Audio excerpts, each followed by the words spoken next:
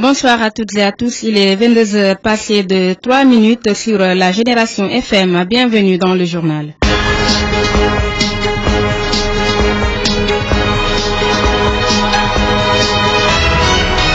D'abord, les titres, la décision des autorités sénégalaises de faire transiter la production de la noix d'anacarde seulement au port de Ziguinchor ne passe pas auprès de l'interprofession de la filière anacarde. Son président invite l'État à libérer le transport via la voie terrestre. Vous l'entendrez. Ousoui, les apprenants disent non à la pollution à travers un plaidoyer pour davantage sensibiliser les populations pour un changement de comportement.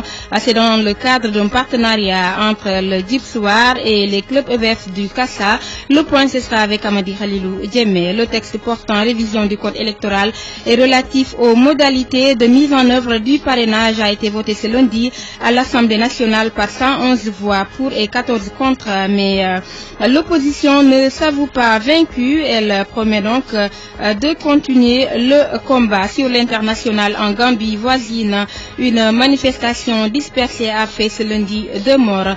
En sport, ce 19 juin à 15h face à la Pologne, le Sénégal va effectuer son grand retour en Coupe du Monde après 6 années d'absence. On en parle dans l'actualité sportive. C'est tout pour le sommaire.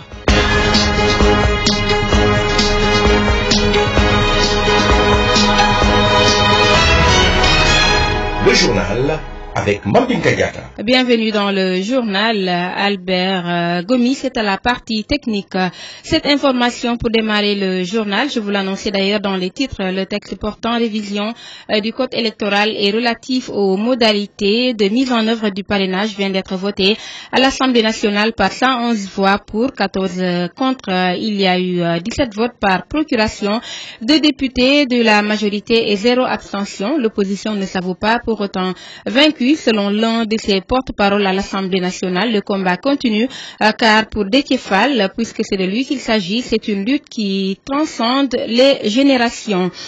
Nous parlons éducation cette fois-ci. Les apprenants du département d'Ousoui disent non à la pollution à travers un plaidoyer pour davantage sensibiliser les populations pour un changement de comportement quant à l'usage du plastique et ses méfaits sur l'environnement. C'était lors d'une manifestation initiée en partenariat avec le Dipsoir, activité qui a permis aux élèves membres des clubs EVF du département de réclamer un environnement sain, sans plastique. Le point avec Amadi Khalilou Djemé. Les difficultés d'application de la loi sur les déchets plastiques n'ont pas été occultées lors de la célébration de la 46e édition de la Journée mondiale de l'environnement dans le département d'Ousoui. Un plaidoyer pour davantage sensibiliser les populations pour un changement de comportement quant à l'usage du plastique et ses méfaits sur l'environnement, à savoir le bétail et les sols, a été le moment fort de cette activité initiée par les clubs EVF du département. Mamdiara Diata, porte-parole des élèves. Les relations population-environnement, santé, en partenaire avec le Dipsoir, s'est mobilisé aujourd'hui à l'instar de la communauté internationale pour combattre la pollution plastique dans notre département. Monsieur le préfet, nous pépinières intellectuelles de cette nation avons besoin d'un environnement sain, sans plastique, pour s'épanouir et avoir une bonne santé. L'éco-parc de Djemberin, un espace protégé d'une superficie de 400 hectares entre Atlantique, forêt primaire, rizière, mangrove et bollon, a été visité par les apprenants. L'objectif principal de cette initiative est de protéger la riche biodiversité de la faune et flore de la localité. De quoi aura l'air notre magnifique terre? Si nous n'essayons pas de la protéger, elle aura l'air d'un dépotoir. Si nous ne faisons pas notre devoir, faisons un petit effort si nous ne tenons pas à la mort. Le passé, c'est terminé. C'est maintenant le présent. L'environnement, c'est important. Merci. Cette journée de protection de l'environnement et de sensibilisation des populations a été l'occasion pour le principal du SEM Aline Sitoé Gata d'Ousoui de rappeler les progrès faits avec notamment la mise en place d'un cadre légal de lutte contre les déchets plastiques pour éradiquer la pollution par les plastiques à usage unique. Ousoui ne doit pas rester en rade, a dit Pierre-Yves Manga. Le thème retenu pour cette célébration, pour rappel, est combattre la pollution plastique. Nous disons non, nous disons non. Nous disons non à la pollution. Il est temps de réagir. Amadi Khalilou Djemé, merci. Le répondant de l'ONG Gypsoir, donc le groupe pour l'étude et l'enseignement de la pollution dans les régions de la Casamance, est revenu sur cette activité qui entre dans le cadre de la célébration de la Journée mondiale de l'environnement.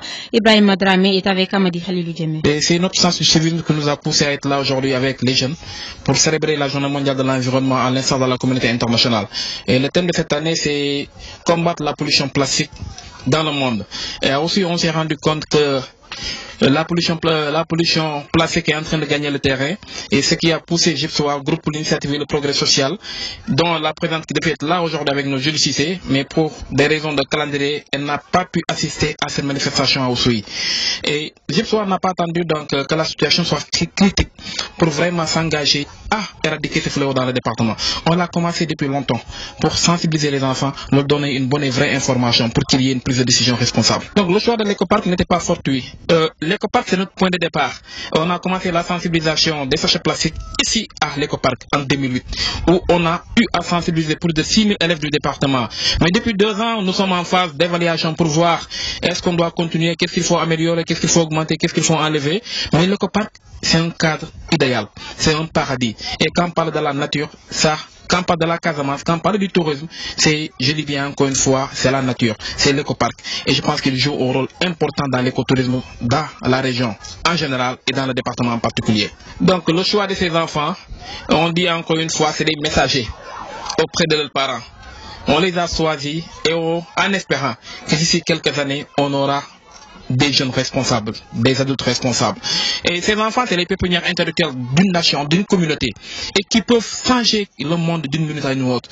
Donc c'est pour cela qu'on a misé sur les enfants pour qu'il y ait un changement de comportement. Et on ne va pas s'arrêter ici. Le plaidoyer va continuer auprès des collectivités locales.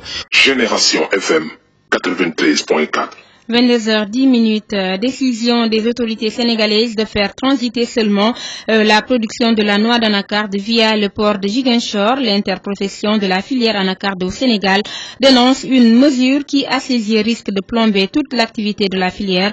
Lamine Sène, son président, qui dénonce une impréparation de la mesure, invite l'État à revenir sur sa décision en libérant le transport via la voie terrestre. Lamine Sène est interrogé par Lamine Ba. C'est une mesure prématurée et les conséquences sont néfastes. Donc nous risquons d'aller vers la mort de la filière anacarde. Aujourd'hui, une vingtaine de magasins sont fermés à cause de cette mesure, ce qui fait une perte de 2000 emplois. Ceux qui sont en train d'acheter aujourd'hui, eux, ont fini par arrêter parce qu'ils ne peuvent plus exporter à cause du bateau, donc qui ne peut pas amener assez de conteneurs remplis. Le bateau qui amène les conteneurs, quand il amène 250 conteneurs vides, il ne ramène que 130 conteneurs. Donc le commerce international, c'est pas de l'à peu près, c'est pas des hésitations. Il faut d'abord maîtriser la logistique avant de se lancer sur l'exportation. Qu'est-ce qui risque de se passer? Donc on va vers la mort de la filière. Et aujourd'hui, tous les exportateurs sont découragés. Ils risquent même de ne pas revenir l'année prochaine. Je crois qu'il est urgent. Et la solution aujourd'hui,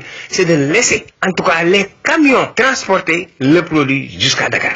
Voilà donc direction la région de Kolda où s'est tenu un atelier de renforcement de capacité destiné aux journalistes et animateurs des radios communautaires du Sud. C'est à l'actif de l'Organisation internationale pour les migrations OIM. Il avait pour objectif de les outiller dans le cadre du traitement de l'information sur les dangers liés à la migration clandestine. Suivant à ce propos Elhadj Nouroudia, point focal communication de l'Organisation internationale pour les migrations au Sénégal. Un atelier de renforcement de capacité destiné aux différentes radios communautaires dans le cadre d'un projet que nous appelons Migrant as Messenger, migrants comme messagers, et qui vise à informer et sensibiliser les potentiels migrants sur les dangers de la migration, mais en utilisant surtout le migrant comme à travers des témoignages à faire avec les migrants. Donc là, c'est un programme que nous sommes en train de dérouler, et spécifiquement avec les radios communautaires, pour les amener à mieux comprendre les les approches communautaires en fait pour un traitement de l'information liée à la migration. C'est un vaste programme. Nous avons cet atelier de renforcement de capacité avec un groupe de 16 journalistes venus de 16 localités, Kolda, Tamba, Ziguinchor, Bakel, entre autres. Et puis après cet atelier, nous allons également développer d'autres actions comme la diffusion des messages de sensibilisation, un certain nombre d'émissions également qui visent toujours à sensibiliser la population sur les dangers liés à la migration irrégulière. Suivons à présent Taladien, président de l'Union des radios associatives communautaires. Il revient ici sur le pourquoi de la convention signée avec l'OIM. Il y a une entente entre l'OIM et l'URAC dans le cadre de la sensibilisation pour un peu sensibiliser les populations, les communautés de manière générale sur le phénomène de la migration irrégulière. Parce que cette migration irrégulière a posé beaucoup de tort à des familles.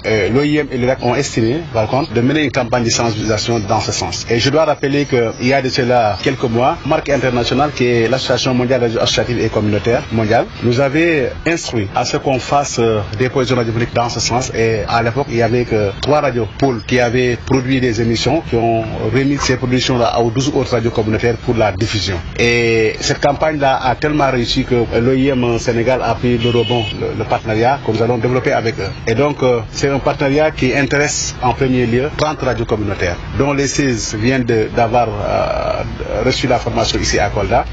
Le journal avec Mambinka Diatta. Après Djouloulou, c'est au tour de Cabrousse cette année 2018 d'accueillir l'Assemblée générale annuelle de l'Union diocésaine des associations de femmes chrétiennes de la région de Ziguinchor.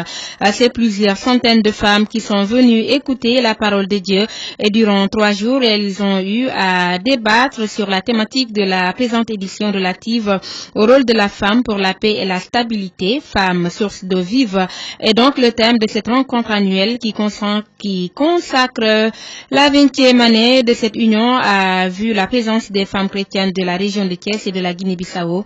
Madame Marie-Angèle Diatta, présidente de la structure, a indiqué que ces prières sont organisées régulièrement pour invoquer la clémence du Seigneur sur le pays. Elle a adressé un message de paix à ses sœurs pour une union d'esprit et de cœur afin que notre pays vive en paix. Les femmes sont le socle de la société. Ce sont elles qui assurent la survie de la famille, a-t-elle indiqué. Nous l'écoutons. Alors, nous sommes à Cabrousse pour une assemblée générale des femmes. Nous l'organisons annuellement et cette année coïncide avec la 20e année de création de notre union. Et donc, ça avait un caractère particulier. Nos objectifs, c'est d'abord promouvoir la femme et aussi l'aider à sa participation en tant que femme chrétienne, mais en tant que citoyenne dans l'église, mais aussi dans la société sénégalaise. C'est ça notre objectif. Nous appelons toutes les femmes à fédérer les associations, à fédérer les unions. C'est parce qu'ensemble, nous pouvons créer de belles choses, de grandes choses. Donc, en ce moment, la force réside dans des grandes unions, dans des grands ensembles qui permettront à tout le monde de pouvoir gagner ce qu'il a à avoir. Aujourd'hui, on a vu la participation de la Guinée-Bissau et de Thiès. Qu'est-ce que cela vous fait? Alors, c'est une grande joie que nous avons. Thiès, ce sont nos jumelles. Alors, donc, nous avons des liens de fraternité et nous nous rendons visite mutuellement. Donc, à de grandes occasions, elles viennent participer et nous vice-versa. Donc, c'est pour cela qu'elles sont ici aujourd'hui, pour prouver les liens qui nous unissent.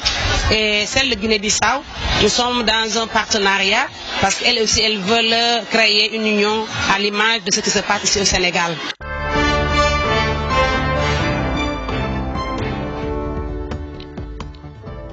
L'international à présent, en Gambie, au moins 2 personnes sont mortes ce lundi lors d'une manifestation. Des défenseurs de l'environnement se sont regroupés à Farababanta, petite ville située à une 50aine de kilomètres de Banjul. L'unité d'intervention de la police est alors intervenue pour disperser les manifestants et a tiré à balles réelles. Dans un communiqué, le président Adama Barrow regrette la perte en vies humaines à Faraba et annonce avoir ordonné une enquête.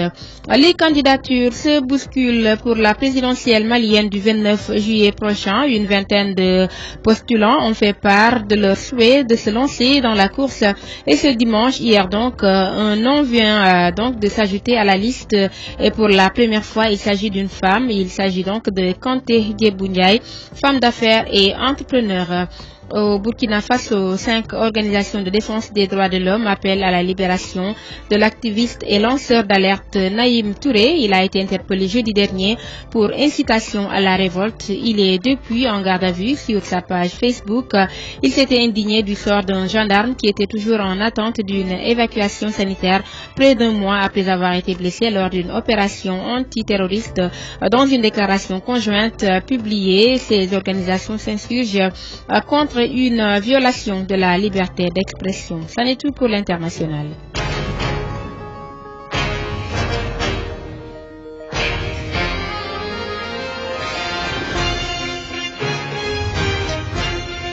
Voilà, l'actualité sportive à présent, ce 19 juin, demain donc, à 15h face à la Pologne, l'équipe du Sénégal va effectuer son grand retour en Coupe du Monde après 16 années d'absence avant d'affronter le Japon et la Colombie. Les équipes du Sénégal et de la Pologne, adversaires ce mardi, nous l'avons dit, pour leur premier match de Coupe du Monde, ont en partage l'incertitude sur l'identité de leur portier titulaire. Si l'entraîneur Aliou Cissé est attendu sur le choix à faire entre Khadim Ndiaye et Abdoulaye Diallo, le coach polonais Adam Nawalka doit choisir entre Lukasz Fabianski et le portier titulaire de Swansea, Angleterre, et l'habituel titulaire au poste, donc à l'image du sélectionneur national Aliou Cissé, qui a refusé de dire qu'il va démarrer la compétition. Nawalka a aussi donné sa langue au chat. La Belgique est bien entrée dans la Coupe du Monde en battant le Panama 3-0 dans le groupe G, outsider du tournoi. Les Diables Rouges ont attendu la seconde période pour surclasser les novices de la compétition. Largement dominé par l'Angleterre à Volgograd, 2-1, les Aigles de Carthage avaient presque réussi à obtenir un match nul après avoir encaissé un but signé Harry Kane dès la 11e minute grâce à un penalty transformé par Ferjani Sassi. La Tunisie avait égalisé et a surtout tenu bon pour arracher ce point jusque dans les dernières minutes qui voit Harry Kane inscrire un doublé dans les arrêts de jeu. La Tunisie donc qui a été battue par l'Angleterre par 2-1. Cette note sportive boucle le journal. Il est 22h passé de 21 minutes.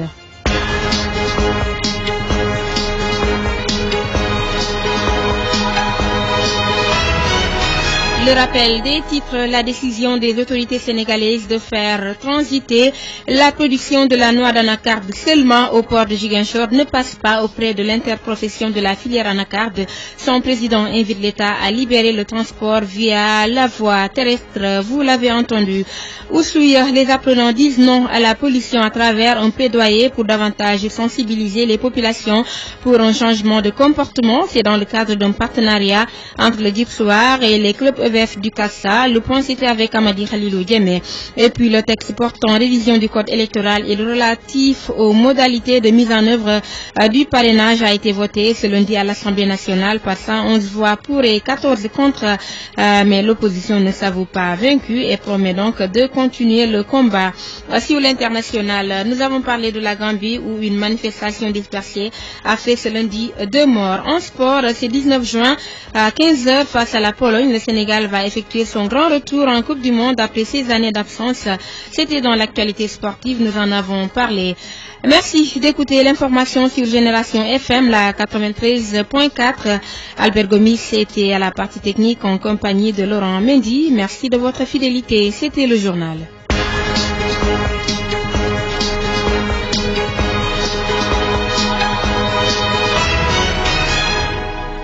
Génération FM